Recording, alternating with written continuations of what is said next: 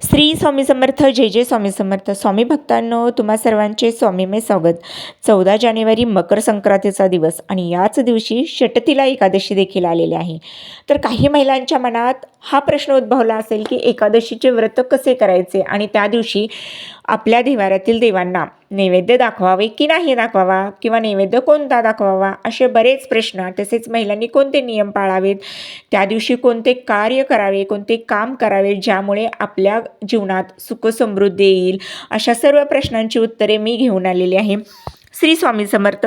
स्वामी भक्तांनो, 14 तारखेला मकर संक्रांतीचा दिवस आणि महिलांचा हा खूप आवडता सण.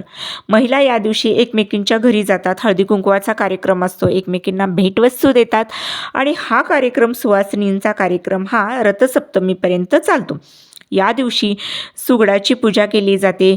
तसेच या दिवशी एकादशी असल्यामुळे काही महिलांचे एकादशी व्रत असते. तर आपल्याला या दिवशी काय करायचं आहे, सकाळी उठायचं आहे, स्नान वगैरे करायचं आहे. तर स्नान करताना त्यामध्ये आपल्याला काळ्या तिळाचा वापर करायचा आहे. अंघोळीच्या पाण्यामध्ये तुम्हाला काळ्या तिळाचा वापर करून स्नान करायचं आहे. तसेच सूर्यदेवाला अर्घ्य द्यायचं आहे आणि अर्घ्याच्या पाण्यामध्ये देखील आपल्याला काळे तीळ थोडेसे टाकायचे आहे.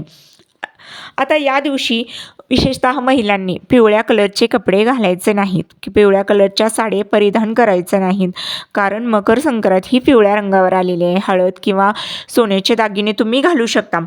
तसेच एकादशी असल्यामुळे या दिवशी काय करायचं आहे, ज्या महिलांचा एकादशी हे व्रत आहे त्या महिलांनी त्यांचं ते व्रत करायचं आहे. उपवासाचं तुम्हाला ते पदार्थ खायचे आहेत आणि दुसऱ्या दिवशी तुम्हाला एकादशी सोडायची आहे. तसेच घरामध्ये जो काही तुम्ही नैवेद्य केलेला आहे तो देवांना द्यायचा आहे आणि या दिवशी तुम्हाला काही कामं महत्त्वाची करायची आहेत. तर महासंयोग आलेला आहे की मकर संक्रांत आणि एकादशी हा 11 वर्षांनी हा योग आलेला आहे. त्यामुळे आपल्याला काही कामं करायची आहे ज्यामुळे आपल्या जीवनात सुख समृद्धी येणार आहे आणि आपल्यामधले जे आपल्या जीवनातील अडलेले कामे ही मार्गी लागणार आहे. तर यामध्ये तुम्हाला काय करायचं आहे, काळे तीळ आणि पांढरे तीळ याचं दान करायचं आहे. तिळगुळाचं तुम्हाला दान करायचं आहे. तसेच तिळाचा लाडू तुम्हाला प्रसाद म्हणून दाखवायचा आहे देवांना. आणि या दिवशी एकादशी असल्यामुळे ओम नमो भगवते वासुदेवाय नमः हा मंत्र तुम्हाला त्या दिवशी जपायचा आहे. 108 वेळा म्हणा किंवा 11 माळी म्हणा, 1 माळ म्हणा, ज्याला जसं जमेल तसं, उठता बसता चालता म्हटलं तरी चालतो तो. ओम नमो भगवते वासुदेवाय नमः.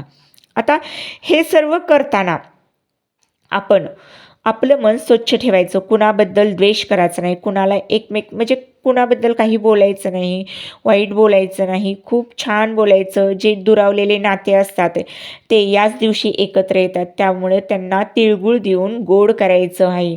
आणि अशा पद्धतीने तुम्ही जर केलं तर आपले अडलेले कामे हे मार्गी लागतात. त्यामुळे तुम्ही जरूर हे उपाय करा आणि तिळगुळाचं दान करा. तसेच तांदळाचं दान करा या दिवशी, कारण एकादशी असल्यामुळे तुम्ही तांदूळ देखील दान करू शकता. ओम नमो भगवते वासुदेवाय नमः हा मंत्र म्हणा, त्यामुळे आपली कामे जे काही अडलेले आहेत ते मार्गी लागणार आहे. तुमचे आर्थिक प्रश्न सुटणार आहेत, घरात सुख समृद्धी येणार आहे. श्री स्वामी समर्थ. जय जय स्वामी समर्थ. तिळगुळ घ्या, गोड गोड बोला. माहिती आवडल्यास नक्की लाईक, शेअर आणि सबस्क्राईब करायला विसरू नका. श्री स्वामी समर्थ.